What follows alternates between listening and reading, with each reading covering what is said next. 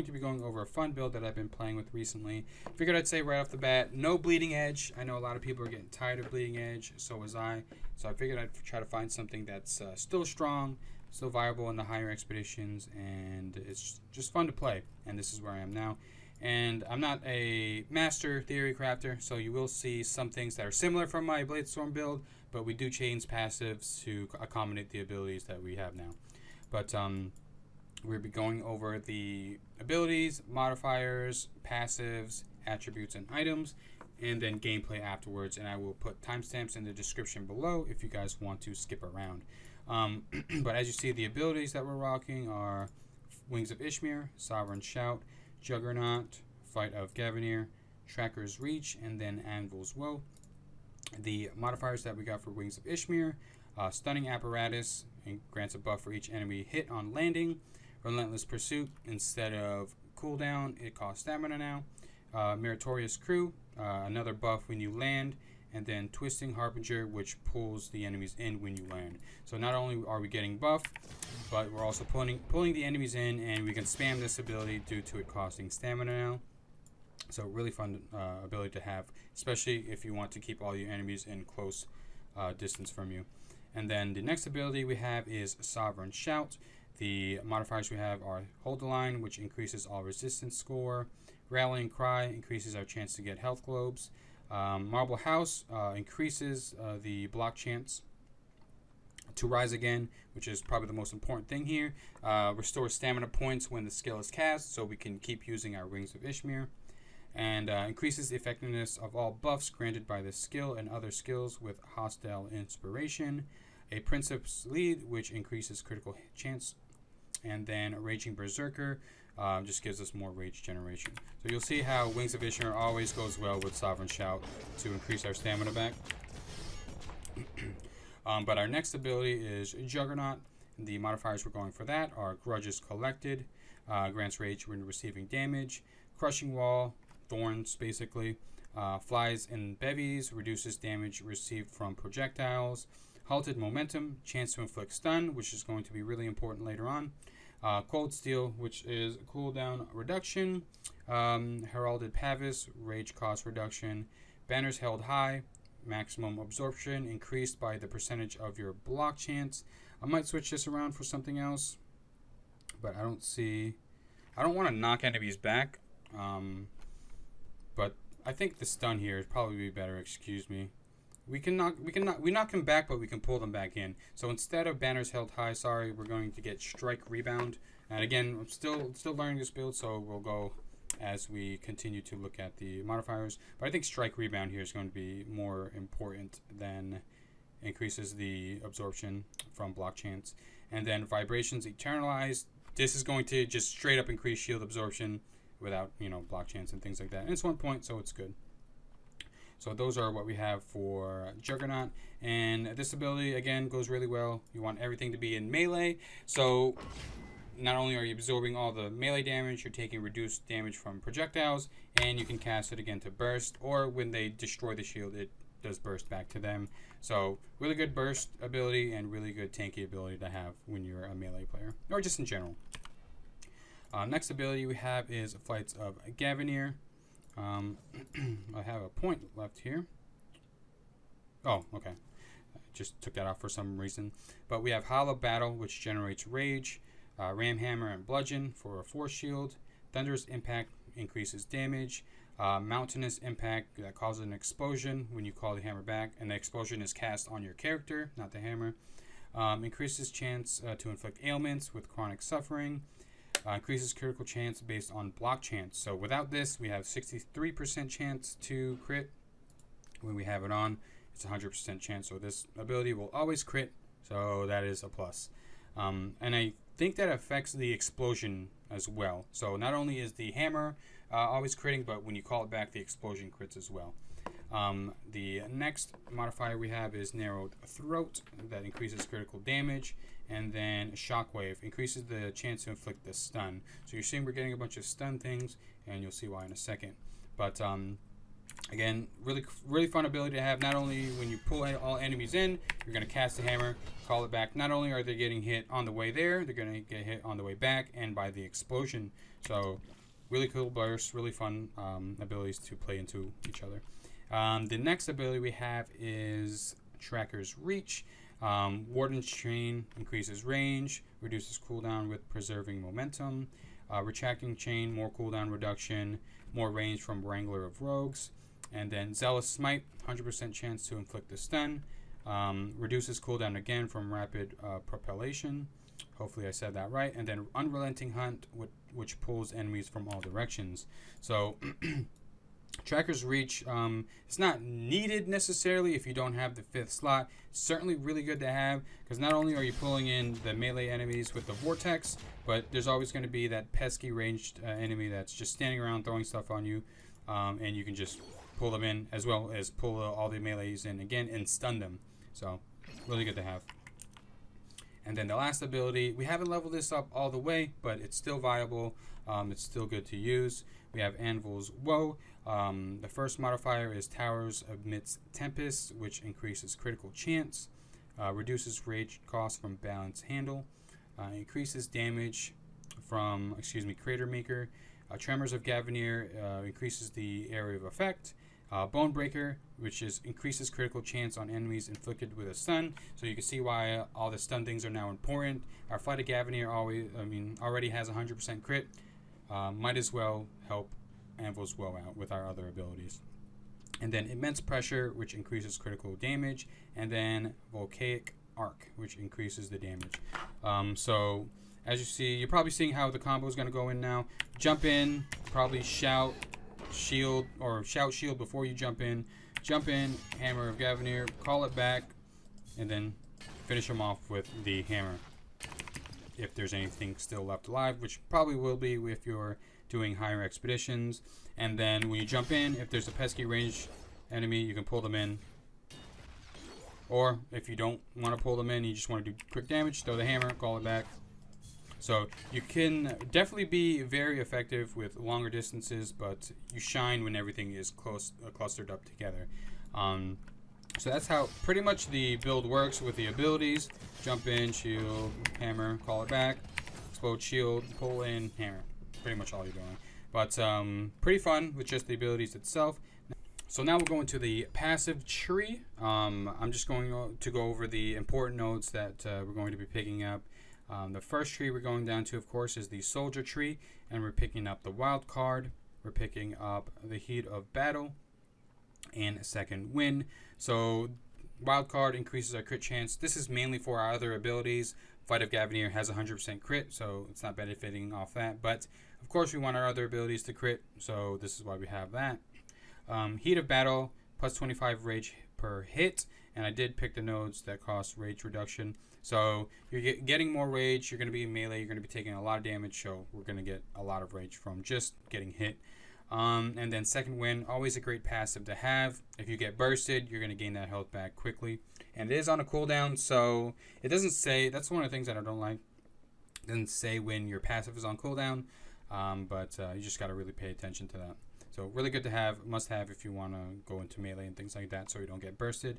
The next tree we're going down is Assassin, and we're picking up Merciless Lethality. So 100% crit damage, but 30% less normal damage. And with Flight of Gaavanir always critting and us trying to buff our crit chance, this is going to play really well. So we get double damage or 100% crit hit damage from our crits. Now we're going to go into the Warmonger tree to pick up God Amongst Men. So we get 50% more material damage, and material damage is toxic, rend, and physical. And we're all going to be doing pretty much physical and rend damage, so this is perfect. And then in the Warmonger tree again, we're going to get Feast for Crows. It just helps with life leech and just getting HP back. We're going to be taking a lot of damage in melee, and whenever we use an ability, we'll hopefully be able to get all that HP back. So again, really good passive to have.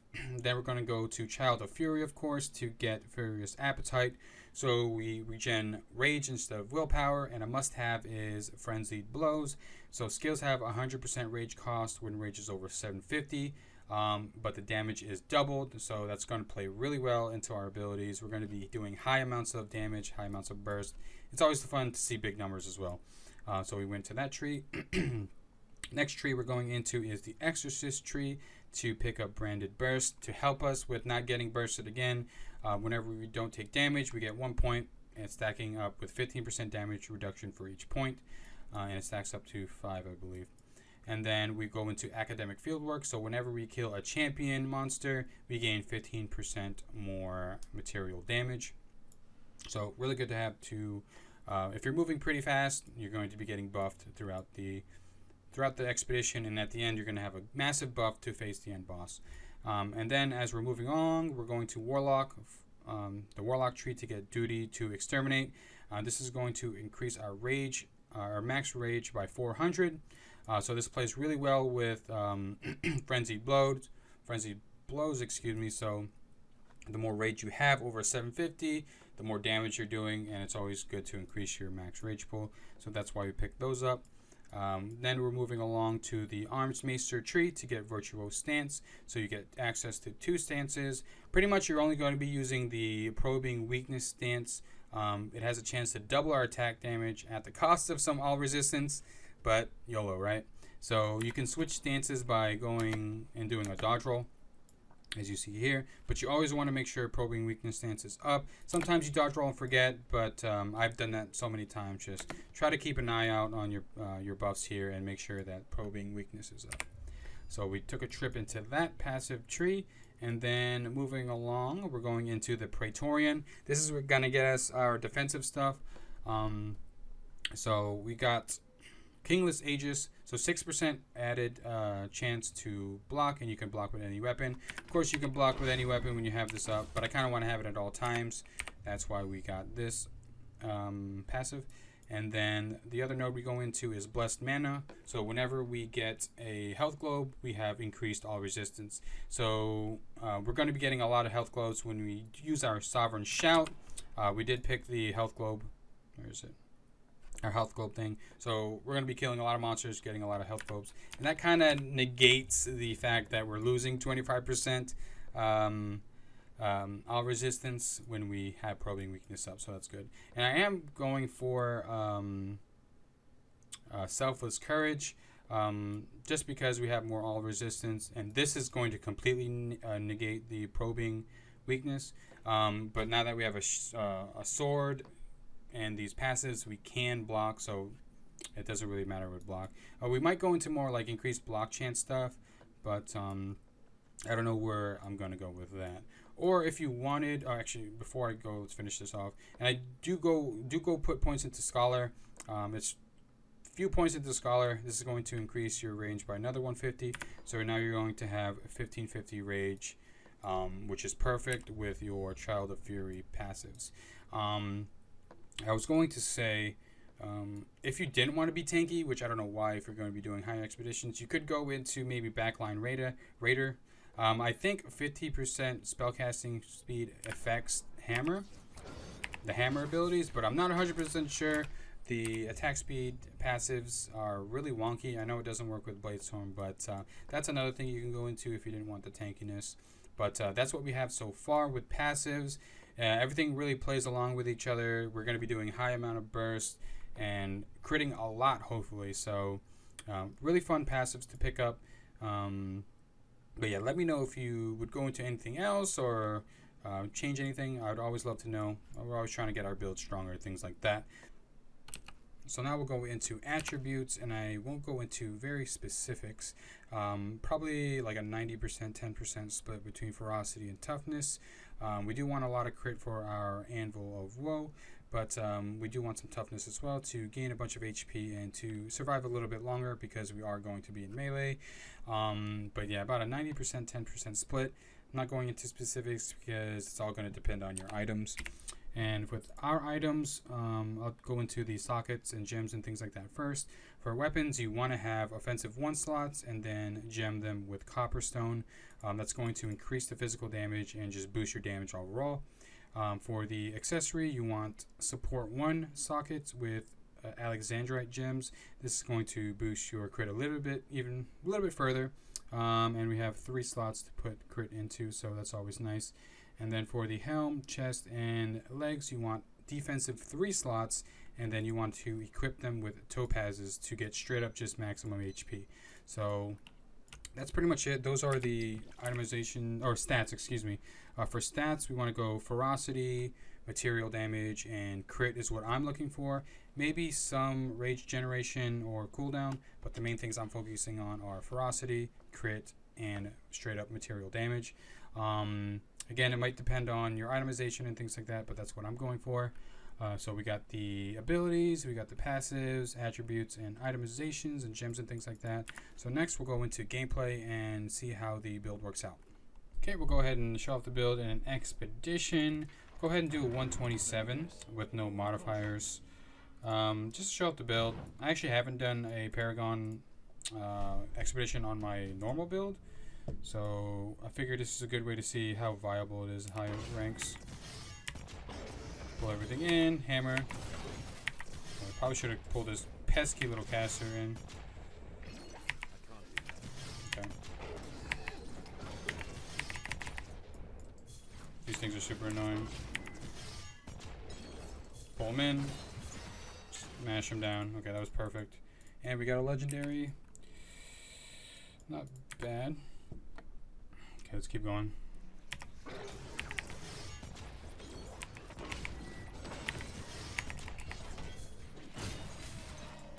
Just pull them in and just maul them with hammers. It's perfect. Okay. Looking good so far. And I haven't done a rift this high with this build yet, so we'll see. We're seeing how it fares. Pull in those casters. Okay, not bad. Okay, I don't want to deal with just one guy. Okay, we'll pull him in, fight a Gaavanir, then spam some Anvils of Woe.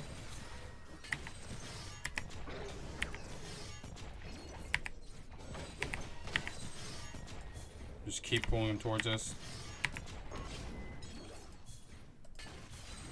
Should probably pull things into this. Nice. Hammer of Woe or Anvil of Woe. Okay, super fun. This is super satisfying. Not doing like the craziest damage, but it's still fun. To pull everything in and just fucking destroy them. Okay, we got another set of elites here. Let's see how this goes. We'll shield up. Okay. They're kind of annoying elites. They like stun and knock back and stuff like that. So let me get my...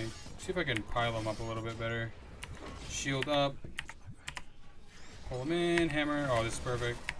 I don't even know what happened to my character. I threw an extra hammer. Shit's going on. I don't know what's happening. But I think we did a pretty good amount of damage right there. Pot up, get our shield back, pull everything in. Hammer. I'm saying hammer for both abilities, but it's just, they're both hammers, so hopefully you guys don't mind. That wasn't too bad. Had to move around. We had to cut around a little bit, but that happens with everything, pretty much. Oh, thank you for stacking up.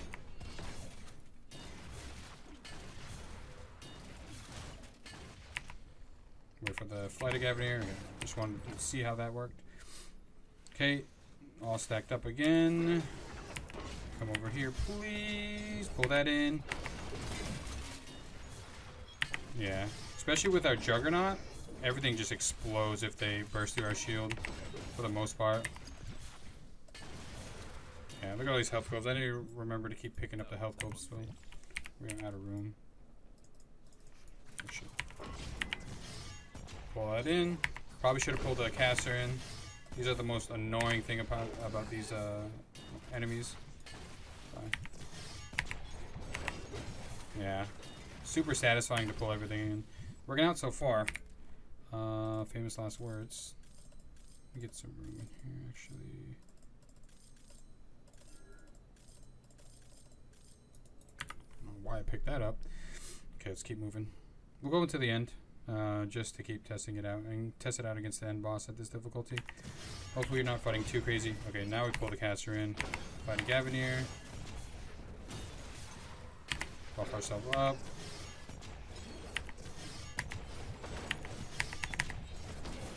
Kind of leaped out of it. That's fine.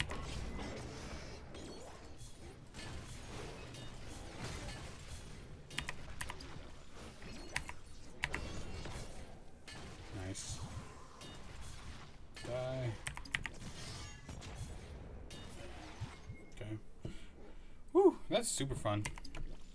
No bleeding edge either. It's fine. It feels good to not play with bleeding edge. Okay. Pull all these guys in.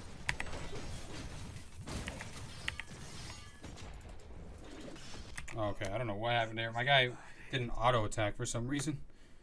Okay, pull them all in again.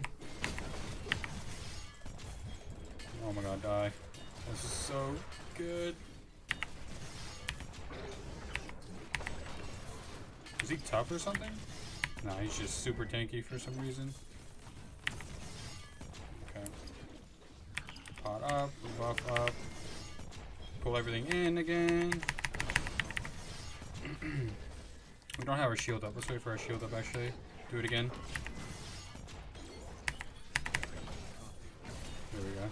That's what we needed. Yeah, Juggernaut's going to play really well into the burst. It wasn't too bad. We went down, but I don't know, my character got stuck in like a weird auto attack animation, which happens.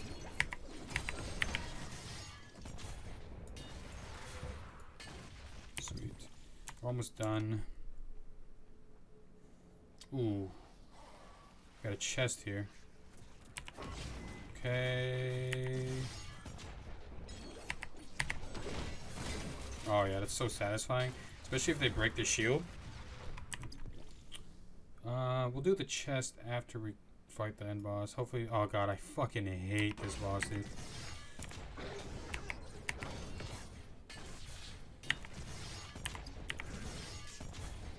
Just does so much damage.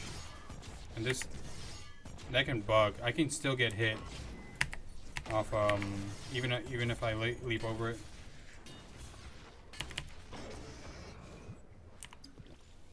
Go wait for our abilities. I'm gonna wait for my shield. Yeah, see? Make sure to leap over that.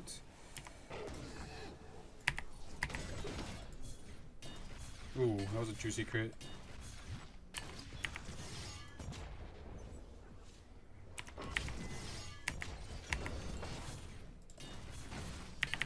Juggernaut proc. Really good damage right there. Gotta kite this guy out a little bit. Wait for our shield again. Just playing our abilities. Ooh. Oh, this is bad. Oh, I shouldn't have stood in front of that. I thought my shield was gonna burst him in time. Okay, that's fine. As long as we stop playing dumb, we're gonna be able to kill this guy. Okay, here we go. There we go. That was a huge crit from there. But yeah, honestly, I feel like those are one of the most annoying bosses to fight.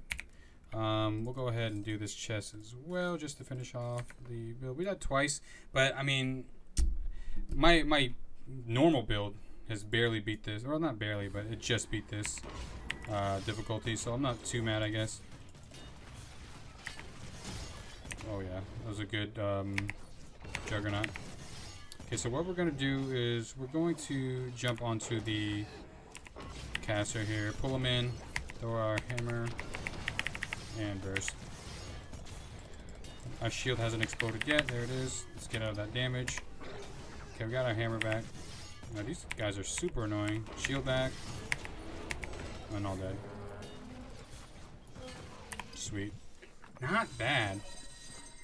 No crazy loot.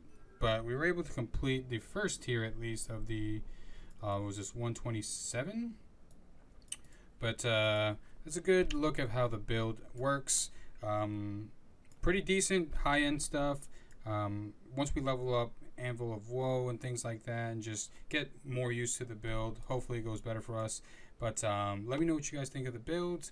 What kind of builds are you guys playing? And again, thank you for tuning in, and I'll see you in the next video.